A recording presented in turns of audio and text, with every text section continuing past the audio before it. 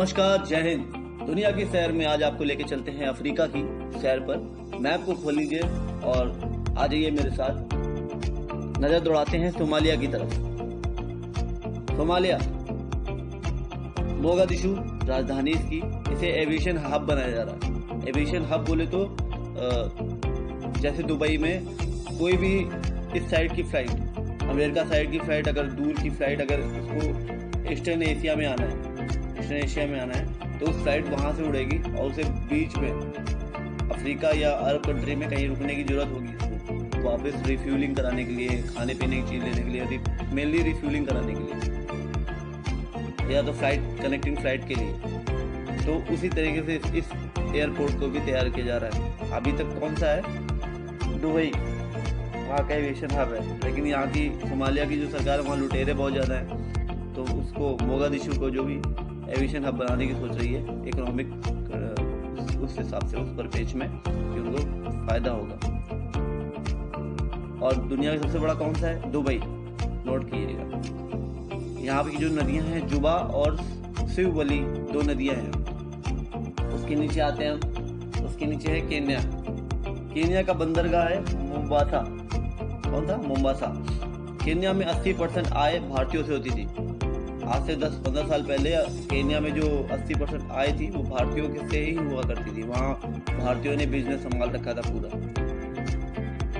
Kenya के बहुत सारे, आप इकोनॉमिस्ट से यहाँ पे इंडिया में पढ़ाई करिए और केन्या में जाके बहुत अच्छी नौकरी मिल जाती है। वहाँ पे बहुत ही अच्छी इनकम हुआ करती थी। लेकिन अब क्या है, अब चीन ने वहाँ पे हथिया लिया सब कुछ, अपना व्यापार, जैसे चीन की टेंडेंसी है साम्राज्यवाद की, बढ़ाता है। तो पहले अपना प्रोडक्ट डालेगा, अच्छे प्रोडक्ट के साइड में अपने खराब प्रोडक्ट डालेगा, लोग सस्ते प्रोडक्ट डालेगा, लोग की चाह लेगा और धीरे धीरे पूरा मार्केट खराब हो जाएगा। ये उसकी टेंडेंसी है। तो अब चीन की वजह से 20% रह गया अपना भारत का केन्या में। ये वही जगह है केन्या जहाँ को भारतीय मजदूरों को अंग्रेज इसी बंदरगाह से, मोम्बासा से पूर्वी अफ्रीका में ले गए थे। मोम्बासा केन्या का बंदरगाह। पूर्वी अफ्रीका बोले तो इस साइड, ये पश्चिमी अफ्रीका है ना, इधर हमारे साइड हिंद महासागर साइड, और पूर्वी अफ्रीका उधर अटलांटिक महासागर की तरफ। वो बीच में पूरा मजदूरों की तरह लेके गए थे। मजदूर अपने भारत से मजदूर उठाए और वहाँ पे लेके गए, यहाँ से मजदूर उठाए और आगे ले गए अपने यहाँ काम कराने के लिए। ऐसा करते दास की तरह ध्यान धुना थे अंग्रेज। जंजीबार, इसके बाद वहीं पास में आप देखना, तंजानिया के पास में एक जंजीबार आइलैंड होगा।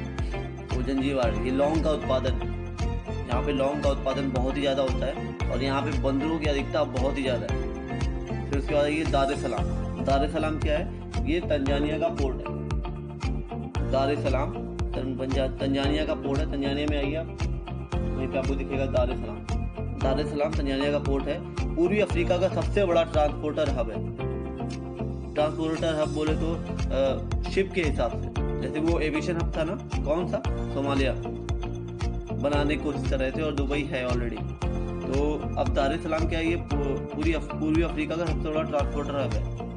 शिप के लिए कोई भी एक्सपोर्ट इंपोर्ट होता है तो यहीं से होता है। और तंजारा रेलवे का अंतिम स्टेशन। तंजारा रेलवे क्या होता है? जो पूर्वी अफ्रीका को पश्चिमी अफ्रीका से कनेक्ट करता है। मतलब उधर अटलांटिक महासागर से वो रेलवे स्टेशन की लाइन है, पूरा अफ्रीका की कनेक्टिंग लाइन है, और वो आके यहीं पे आती है। यहाँ पे सामान उतारा जाता है और जहाज़ों पर चढ़ाया जाता है, इसलिए इसको बोलते हैं ट्रांसपोर्टर हब। फिर वहाँ से अलग अलग जगह पे जाता है। बहुत सारे पाइपलाइनों का मिलन भी है वहाँ। ऑब्वियसली जब वहाँ पे जहाज आते हैं तो पाइपलाइन भी होगी फ्यूलिंग के लिए, गैस की पाइपलाइन लेने और देने, और जो भी वहाँ पे होता है उसकी पाइपलाइन, उन्हें तंजारा पाइपलाइन कहते हैं। उन्हें भी तंजारा पाइपलाइन कहते हैं। उसके बाद आते हैं मेडागास्कर। मेडागास्कर आप देखो, अमेरिका ने बहुत सारी मूवी बना रखी है और वो रियल है, क्योंकि मतलब उतना भी नहीं कि डायनासोर होते हैं, लेकिन मेडागास्कर में जो भी जिस भी तरीके के जीव पाए जाते हैं, जैव विविधता इतनी ज़्यादा है, सबसे ज़्यादा दुनिया में जैव विविधता यहीं पे है। आपने जो इमेजिन नहीं किए होंगे वैसे वैसे जीव जंतु आपको यहाँ मिलेंगे। इसका एक मेन वो है अंतनारीव करके एक जगह है, वो इसकी मेन जगह है मेडागास्कर। और जान लेते थोड़ा और आइलैंड्स। डियागो गार्सिया ये आइलैंड है यहाँ का। यही पास में बेटा का शेयर थे। 100 साल पहले मॉरिशस से अमेरिका को दे दिया था इंग्लैंड ने। शीत युद्ध के समय अमेरिका यहीं से रूस को नियंत्रित करता था। जब शीत युद्ध चल रहा था ना, मतलब एक दूसरे में मिसाइल दागी नहीं गई थी, लेकिन एक दूसरे की तरफ मिसाइल की डायरेक्शन कर दी गई थी। वही लड़ाई कभी हो सकती है। राजनीतिक युद्ध जैसे अपने इंडिया और चाइना में चल रहा है, इंडिया और पाकिस्तान में चलता रहता है, गर्मा गर्मी का माहौल रहता है, बिल्कुल हाई अलर्ट हो जाते हैं, शीत युद्ध कहते हैं, लेकिन गोलियां नहीं चलती। युद्ध की बात कर रहा हूँ, छोटी मोटी मुठभेड़ की नहीं। मॉरिशस यहीं पास में एक आइलैंड है, मेडागास्कर के। पोर्ट लुइस इसकी राजधानी है।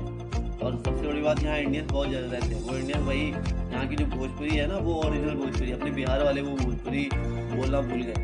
बहुत ही मीठी भोजपुरी बोली जाती है मॉरिशस में, ओरिजिनल वाली।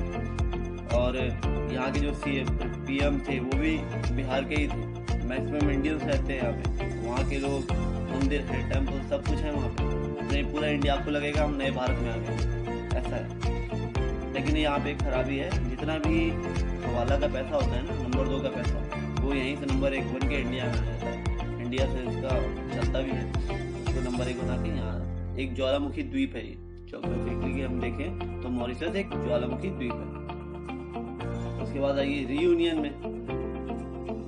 रियूनियन जो आइलैंड है, दुनिया में किसी भी स्थान में एक दिन में होने वाली वर्षा की जगह है।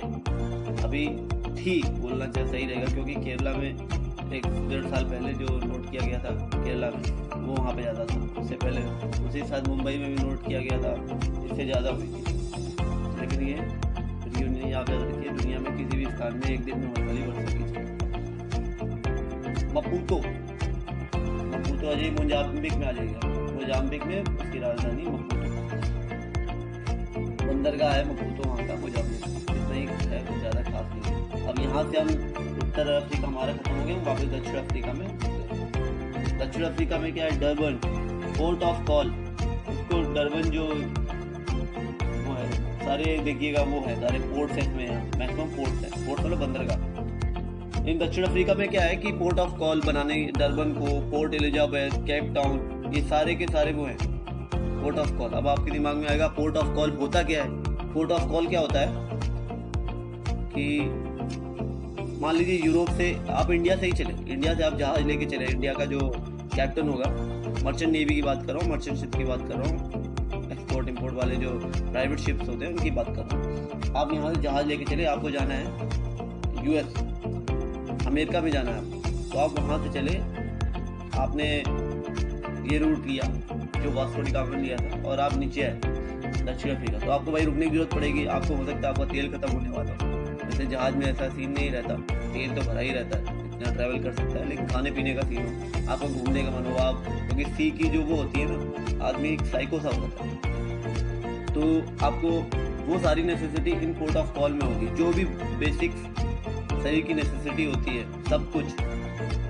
अब फ्री लाइफ वाला सीन है यहाँ पे, वो बहुत सारी चीज़ें मैं यहाँ पे बोल नहीं सकता, वो सब कुछ यहाँ पे आपको अवेलेबल रहेगा। और इंडिया में इस परिपेक्ष में बनाने की कोशिश की जा रही थी, लेकिन वो अभी रुका हुआ है। कोची पोर्ट है ना केरला का, उसको, लेकिन अगर पोर्ट ऑफ कॉल बना दिया गया, हाँ हो सकता है कि हम थोड़े उससे पैसे कमा लें, देश को आर्थिक मदद मिलेगी, और जहाँ जाएंगे तो बाकी गतिविधि भी होगी। क्योंकि पोर्ट ऑफ कॉल से अगर पैसा भी आएगा तो हमारी संस्कृति पूरी बर्बाद हो जाएगी, क्योंकि हमारी जो संस्कृति है वो इसीलिए टिकी हुई है क्योंकि हम अपने संस्कृति से थोड़े ना थोड़े कहीं ना कहीं जुड़े हुए हैं। कितनी भी वामपंथी अटैक हुआ हो, लेकिन हम जुड़े हुए। अगर वो पोर्ट ऑफ कॉल बनता है तो कोची की संस्कृति तो खराब मानिए आप, क्योंकि नाइट लाइफ रहेगी, जो बाहर से आएंगे वो मनमानी तरीके से करेंगे, उसी पोर्ट ऑफ कॉल करते हैं, कैसे भी जियो आप। केप टाउन, उसके बाद केप टाउन आइए, केप ऑफ गुड होप, यहीं पे वो जगह है जहाँ वास्को डी गामा पहले आके यहाँ रुका था। फिर यहाँ से एक भारतीय की मदद से अपने कालीकट केरला पहुंचा था। फिर आइए वॉल्विस की खाड़ी, तांबे की अधिकता है यहाँ पे, यूक्राइट, चाल्कोपाइराइट करके तांबा, सिल्वर भी है यहाँ पे, सोना भी मिलता है। तांबे का एक्सपोर्ट के लिए प्रयोग किया जाता है वॉल्विस की खाड़ी। फिर ऊपर आइए अंगोला बेसिन, प्लेसर हीरा मिलता है यहाँ पे। मतलब आपको ये बताता हूँ, अंगोला और नामीबिया देश है, नामीबिया अंगोला खाड़ी के पास, तो उसके ऊपर अंगोला है। तो इन दोनों में लड़ाई होती है, और ये जो बॉर्डर है, इनके बॉर्डर पे जो हीरा मिलता है ना, प्लेसर हीरा, इसके लिए मतलब एक छोटे छोटे 10-10 साल के बच्चों को इन्होंने AK-47 दे रखी है। आप उस वहाँ पे एक गुंडों वाला गैंग चलता है, ये मेरा गैंग वो तुम्हारा गैंग, और ऐसे अगर घूमते हुए निकले तो सीधे गोली मार देते हैं, कोई कानून व्यवस्था नहीं, कोई कुछ नहीं, सीधे गोली। पोर्ट हरकट, ये तेल के लिए फेमस है, इसी में यही का एक पोर्ट है, तेल के लिए फेमस है। अब आते